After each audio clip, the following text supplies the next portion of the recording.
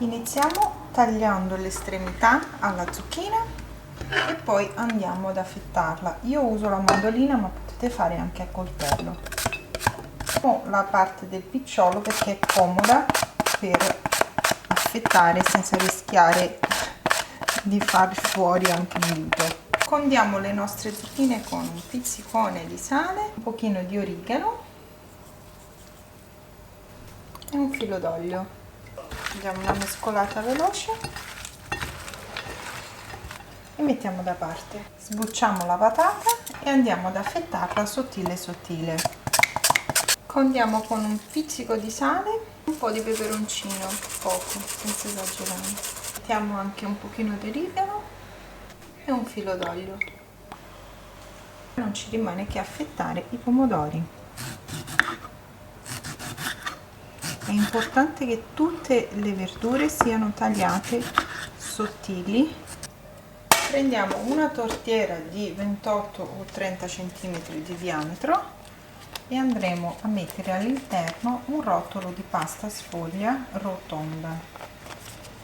Ovviamente potete fare questa ricetta anche con la pasta sfoglia rettangolare, e al posto della sfoglia, se vi piace, potete usare anche la pasta brisée. Qui ho 125 g di formaggio, di cui metà provola affumicata e metà di una mozzarella che era avanzata. Potete usare il formaggio che preferite. Potete usare anche il parmigiano oppure un mix di parmigiano e pecorino.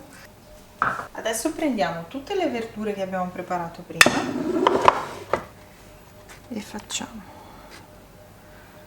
una fettina di zucchina, una di patata e una di pomodoro e così via. Una di zucchina, una di patata e una di pomodoro.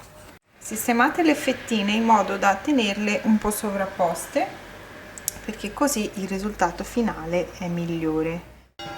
Qui metterò un pochino più di zucchine perché ne ho di più e faccio partire a metà di queste.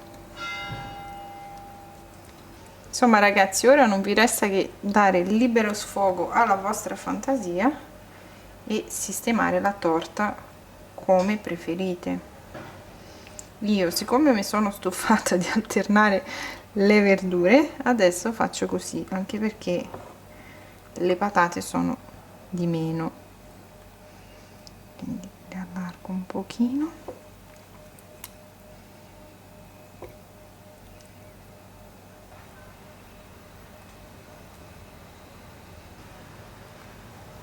Allora, siccome la zucchina è bella grande e mi è avanzata, vado ad inserire un altro pochino qua in mezzo a queste,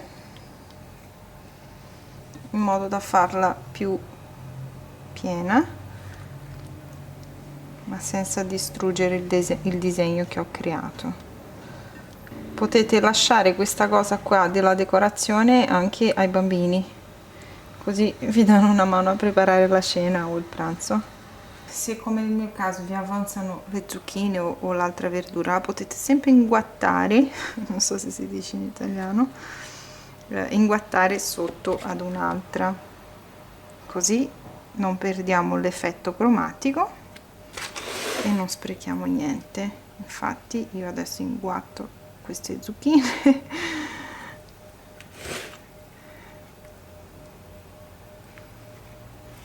così viene anche un pochino più alta la torta. Ecco qua, direi che basta così. Adesso piego verso l'interno i bordi, così, un altro pochetto di origano, ma poco, per finire una spruzzatina d'olio d'oliva. E io questo spruzzino qui l'ho preso in un supermercato tedesco perché mi avete chiesto in un altro video, però lo trovate anche su Amazon e vi lascio il link qua sotto nel box dell'informazione per comprarlo. Insomma, è un altro modello, però dicono abbastanza bene e, insomma, provate. Io con questo mi trovo bene. Via in forno.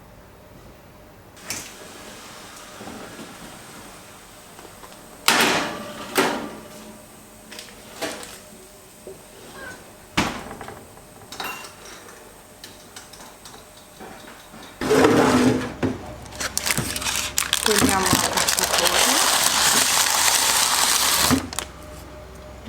che meraviglia ragazzi, ma soprattutto è buonissima questa torta.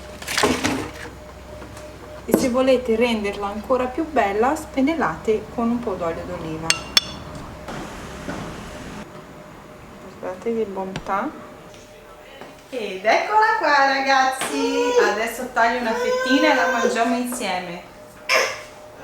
Tu sempre il solito sei, eh? È caldo ancora per te.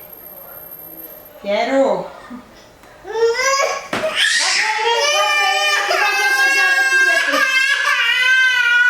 Va bene, ti faccio assaggiare, promesso, ok? Sembri un morto di fame.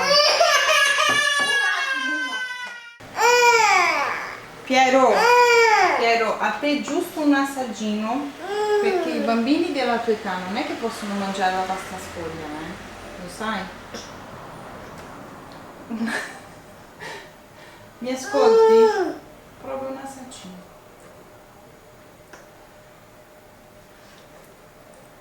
Com'è? Buona.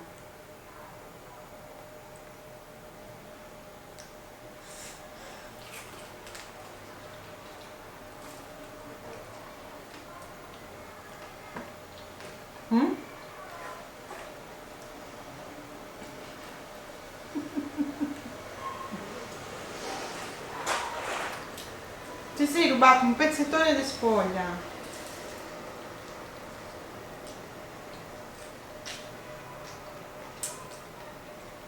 Buonissima.